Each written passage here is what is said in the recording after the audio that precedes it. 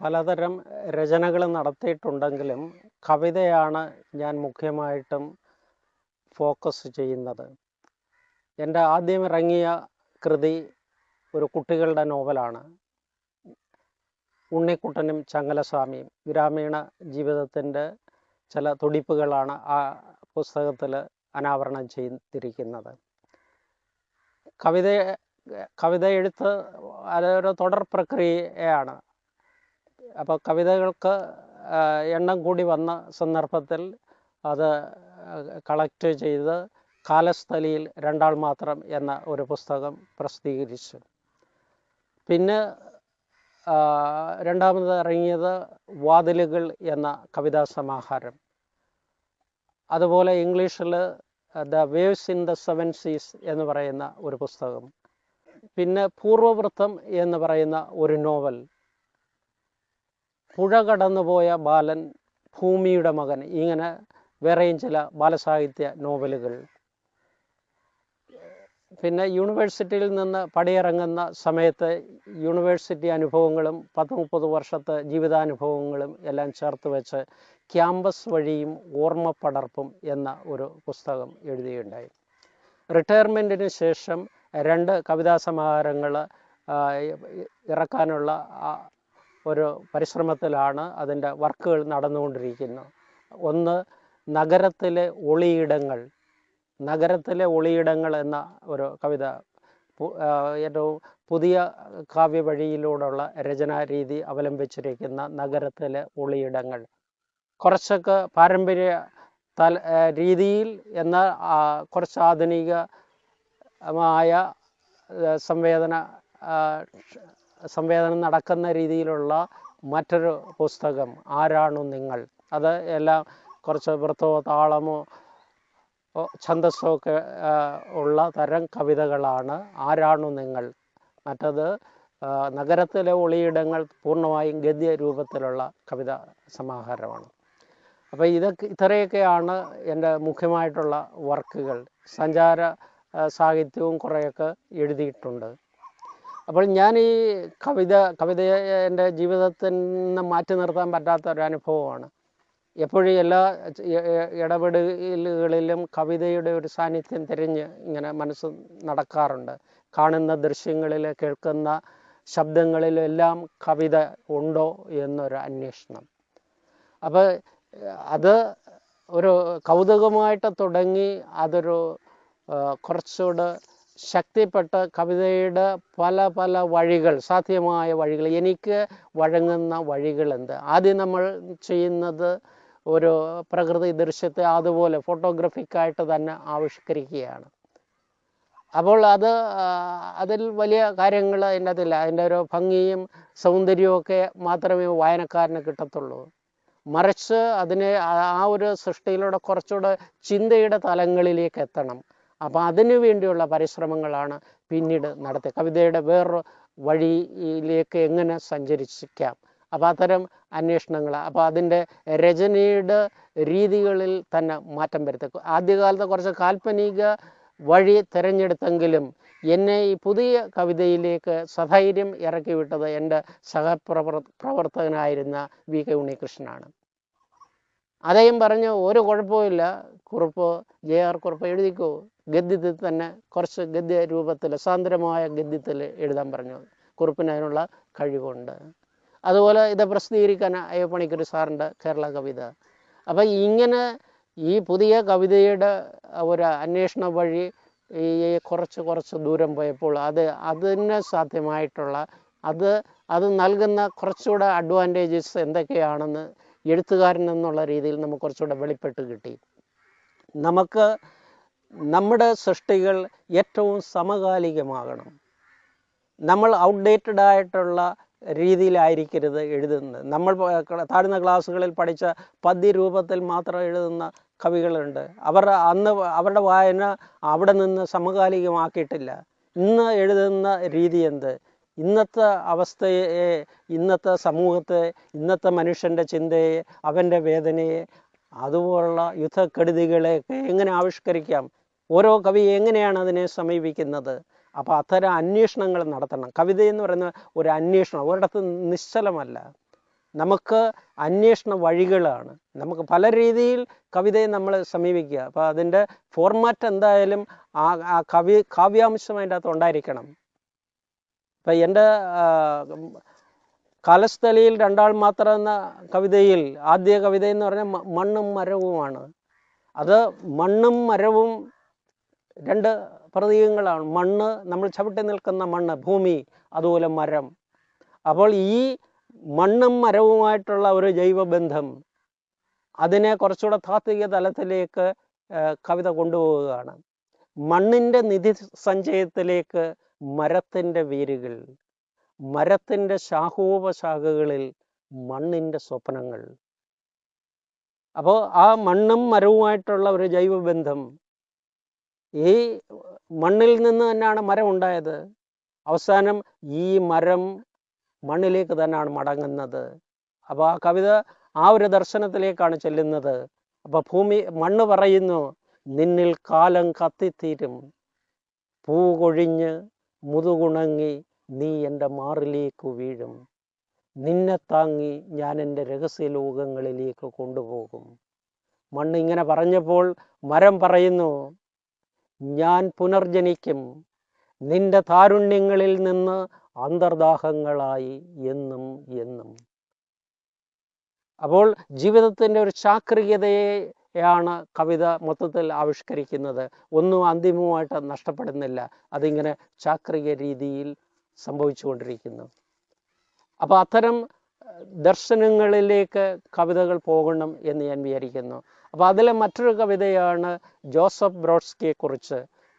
Joseph ബ്രോഡ്സ്കി റഷ്യയിലെ വളരെ ലോകം മുഴുവൻ അറിയപ്പെട്ട നോബൽ പ്രൈസ് വിന്നറായ എഴുത്തുകാരനാണ്, കവിയാണ്.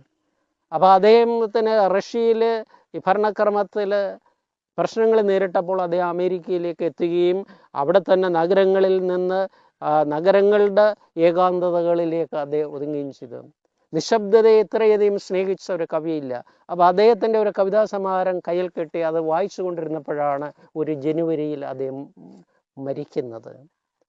അപ്പോൾ ആ ബ്രോഡ്സ്കിയുടെ കവിതാ ലോകത്തേക്ക് കടന്നു കയറി അതിൻ്റെ അനുഭൂതിയെല്ലാം ഇങ്ങനെ മനസ്സിൽ നിറഞ്ഞു നിൽക്കുന്ന ഘട്ടത്തിൽ അദ്ദേഹം മരിച്ചപ്പോൾ അതും ഒരു കവിതയായിട്ട് പരിണമിച്ച്, ആ അനുഭൂതിയെ അല്ലെങ്കിൽ ആ ബ്രോഡ്സ്കിയുടെ കവിതയെ ഞാൻ ചേർത്ത് വെച്ചൊരു കവിത എഴുതി. ബ്രോഡ്സ്കി, പിരിയുന്നില്ല നീ, എങ്കിലും ജനുവരിയിലെ ശൈത്യത്തോടൊപ്പം നീ നടന്നുപോയി. ബ്രോഡ്സ്കിയുടെ മരണമാണ്. അപ്പോൾ ആ കവിത അദ്ദേഹത്തിൻ്റെ ജീവിതത്തെക്കുറിച്ചെല്ലാം പരാമർശിച്ചിട്ട് അവസാനം പറയുന്നുണ്ട്, ചരാചരങ്ങളുടെ സ്മൃതിബോധങ്ങളിൽ ഒരു മഹത് സാന്നിധ്യമായി നീ നിൽക്കും. പള്ളിമണികൾ നിനക്ക് നാവ്, കാറ്റ് നിനക്ക് കരുത്ത്, കല്ലറയുടെ ശൈത്യം നൂറ്റാണ്ടുകളിലേക്ക്, ബ്രോഡ്സ്കി പിരിയുന്നില്ല നീ. അപ്പോൾ അത്തരം ബ്രോഡ്സ്കി കവിതയിലേക്ക് ഒരു വാതിൽ തുറക്കുന്ന രീതിയിലുള്ള ഒരു രചനയായിരുന്നു അത്. അപ്പോൾ പല രീതിയിൽ വിഷയങ്ങൾ ഒരേ പാതയിലൂടെ പോകാതെ കവിതയുടെ സാധ്യമായ എല്ലാ വഴികളെയും ഒരു എഴുത്തുകാരൻ അന്വേഷിക്കണം, ഒരു കവി അന്വേഷിച്ചുകൊണ്ടിരിക്കണം. നമുക്ക് മലയാളത്തിൽ നമുക്ക് പാട്ടിൻ്റെ വഴിയുണ്ട്, മറ്റ് പാരമ്പര്യ രീതിയിലുള്ള ഈ രചന വഴികളുണ്ട്, വൃത്തവും പ്രാസവും ഒക്കെ ചേർത്തുള്ള വരികൾ. ഏറ്റവും ഇതിനെയെല്ലാം ഭേദിച്ചുകൊണ്ട് പുതിയ തരത്തിലുള്ള രചനകൾ, സച്ചിദാനന്ദൻ്റെ മാഷ് രണ്ട് രീതിയിലും എഴുതും. അതുപോലെ KG ശങ്കരപ്പിള്ള, അദ്ദേഹത്തിൻ്റെ രചനകളൊക്കെ സാന്ദ്രമായ ഗദ്യമാണ്. അപ്പോൾ ആ രീതിയിൽ നമ്മൾ സമീപിക്കുന്ന വിഷയം, നമ്മൾ എടുക്കുന്ന വിഷയമാണ് ആ കവിതയുടെ രൂപം നിശ്ചയിക്കുന്നത്. എൻ്റെ സമകാലികമായ കവിത കൂടുതലും വരുന്ന ഗദ്യ രൂപത്തിലാണ്. കാരണം ഞാൻ കാണുന്ന ജീവൽ പ്രശ്നങ്ങൾ അതിനെ നമുക്ക് ആ പാരമ്പര്യ രീതിയിൽ ആവിഷ്കരിച്ചെടുക്കാൻ പറ്റത്തില്ല. അതിനെന്തോ ന്യൂനത നമുക്ക് ബോധ്യപ്പെടുകയും പുതിയ രൂപങ്ങൾ, ഭാഷയുടെ പുതിയ കൂട്ടുകൾ ഉണ്ടാക്കിയെടുക്കാൻ ശ്രമിക്കുകയും ആണ് സാധാരണ നടത്തുന്നത്. അത്തരം പരിശ്രമങ്ങളാണ് നടത്തുന്നത്. അപ്പോൾ ആ രീതിയിൽ കുറേ കവിതകൾ ഈ പുതിയ കാലത്ത് രൂപപ്പെട്ടു. അതിലൊന്നാണ് നഗരത്തിലെ ഒളിയിടങ്ങൾ. പിന്നെ ഈ നാട്ടുജീവിതത്തെ ഞാൻ പലതവണ എൻ്റെ ഗ്രാമജീവിതത്തെ ഞാൻ അടയാളപ്പെടുത്തിയിട്ടുണ്ട്. എല്ലാം ഇവിടെ ഈ മണ്ണിൽ ഭൂമി സ്വപ്നങ്ങൾ നിറന്നെഴുമി മരഛായയിൽ എൻ്റെ ഗ്രാമത്തിൽ എന്നും പകൽ പോയി രാത്രി കണ്ണെഴുതി വിരുന്നെത്തുന്ന നേരങ്ങളിൽ അന്തമിഴാതുള്ള ഹൃദയാന്തര സംയോഗങ്ങളിൽ പൂക്കുന്നു വാക്കുകൾ. ഗ്രാമചിത്രങ്ങളാണ്. അപ്പോൾ അത്തരം ഗ്രാമത്തിൻ്റെ വിവിധ ഭാവങ്ങൾ, വെള്ളപ്പൊക്കം, വരൾച്ച, ഇതെല്ലാം ആ കവിതയിൽ പരാമർശിക്കുന്നു. തുള്ളുന്നു ഗ്രാമവഴികൾ, കോലങ്ങൾ തള്ളി വീഴ്ത്തുന്നു മാടൻ മറുതകൾ, എൻ്റെ വാക്കിൽ അലയ്ക്കുന്നു പരേതർ, നാളെ പിറക്കാനിരിക്കും ശിശുക്കൾ. അപ്പോൾ നമ്മൾ ജീവിതത്തിൻ്റെ പല അവസ്ഥാന്തരങ്ങളെയും കവിതയിലേക്ക് ആവിഷ്കരിക്കുന്നു. അപ്പോൾ ഇതിൻ്റെ ഒരു തുടർച്ചയായിട്ട് അടുത്ത കാലത്ത് എഴുതി ആരാണു നിങ്ങൾ, ആരാണു നിങ്ങൾ.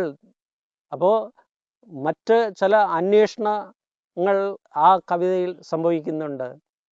ആരാണു നിങ്ങൾ, അത് നമുക്കറിയത്തില്ല. അപ്പോൾ അത്തരം കാവ്യാന്വേഷണങ്ങൾ എഴുത്തിൻ്റെ വഴിയിൽ അനിവാര്യമാണ് എന്നാണ് ഞാൻ വിശ്വസിക്കുന്നത്.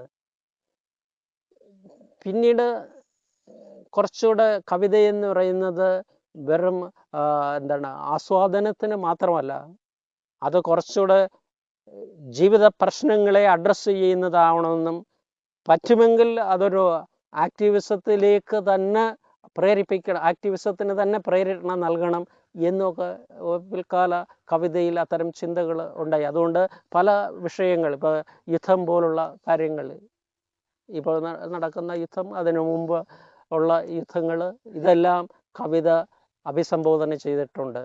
അപ്പോൾ ഒരു കവിക്ക് അയാൾ ജീവിക്കുന്ന സാമൂഹ്യ സാഹചര്യങ്ങളിൽ നിന്ന് വിഭിന്നമായി ജീവിക്കാനൊക്കില്ല.